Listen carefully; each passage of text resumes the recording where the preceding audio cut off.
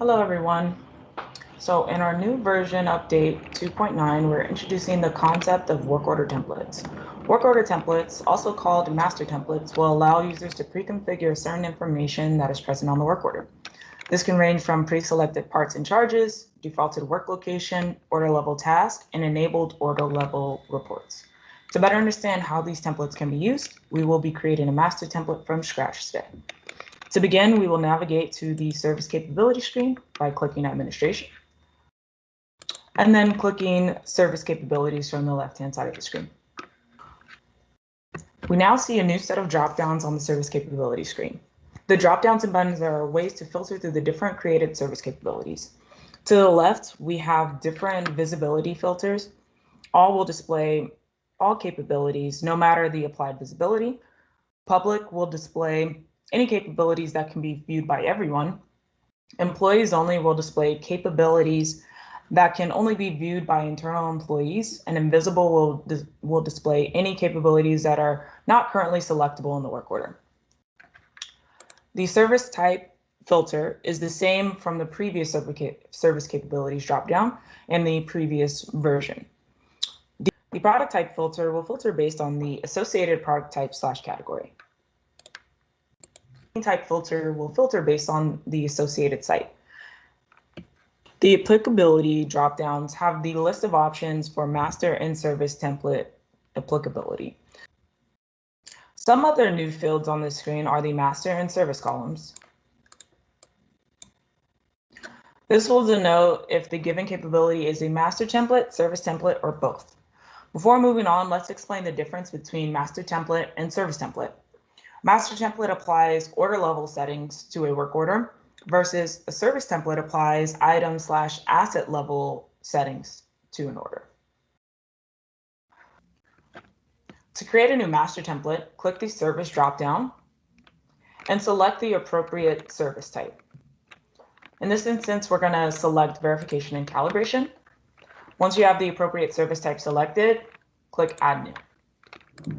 Now let's give our master template a name. Then click OK.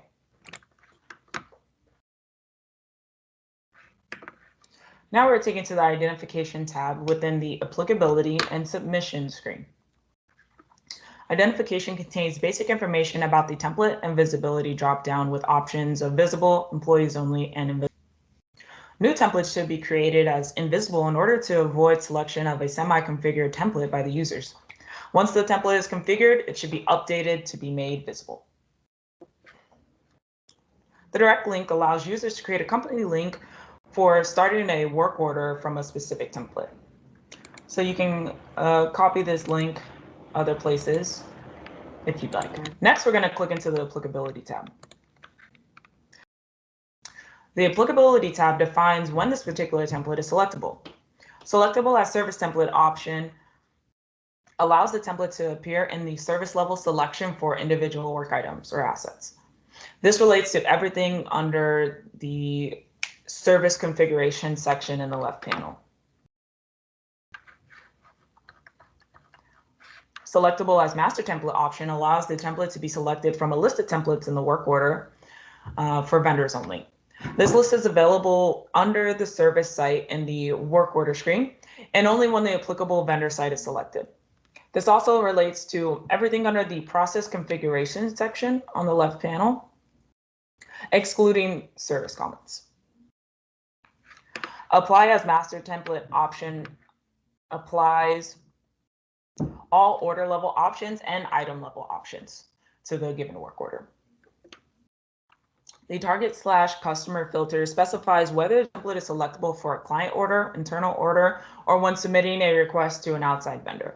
The selectable for client orders is relevant only for users that have clients enabled. Vendor sites allows you to select which vendor site has access to the given template, and this would only be valid if you have multiple locations as service sites. Next, we're going to click into the submission rules. All options in submission rules manage the location options and confirmation screens when submitting a work order. The work location options will default the logistics tab. For the template that we're setting up today, we're just going to enable internal or on-site as the location. Next, we will move on to the asset and product type screen. Here you can select which product types this template should be selectable for. Having no product type selected will have the template apply to all product types. If we click the Add Product Type, you will have a selection window of all the different categories and subcategories of products that are selectable. To keep things simple, we will not select any product types for our template today, and we will now navigate to the Task and Request section. The Task and Request screen allows users to create a predefined list of order level tasks to be populated when the master template is applied to the work order. To add a task, type in the task name,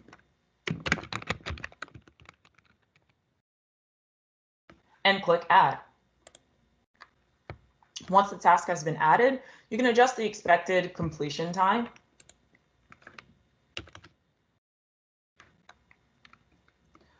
and charge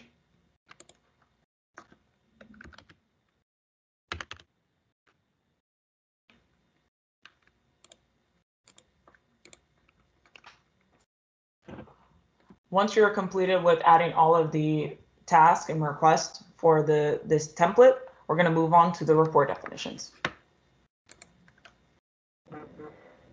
Reports are now turned on via the Reports Definitions tab. They can be turned on for all or just certain service levels at the order and asset level. We now have the ability to have order level reports generate for asset list orders. So let's go ahead and enable all of our order level reports for our template.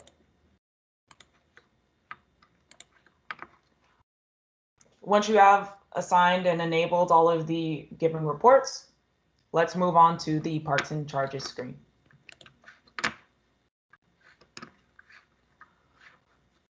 Parts and charges can now be pre-selected in the master template configuration.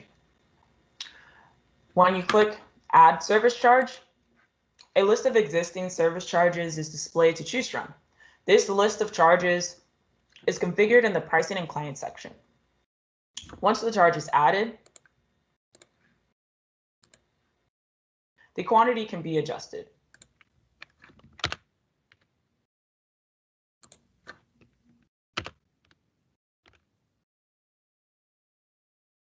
You can denote if the charge should be an order level or item level charge. For additional explanation of the different options available here, please refer to the help desk article. Parts are associated with the template in a very similar way to the charges. When you click Add Part or Product, the product selection dialog window will appear. Here you can search for a given part or product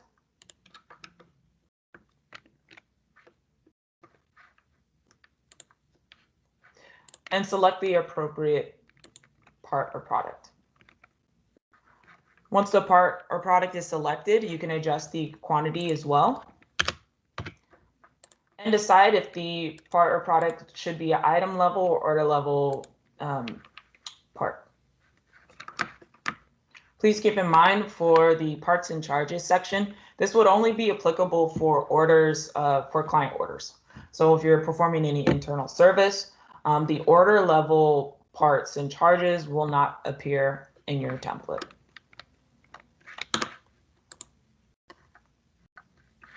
So that completes the configuration of the master template.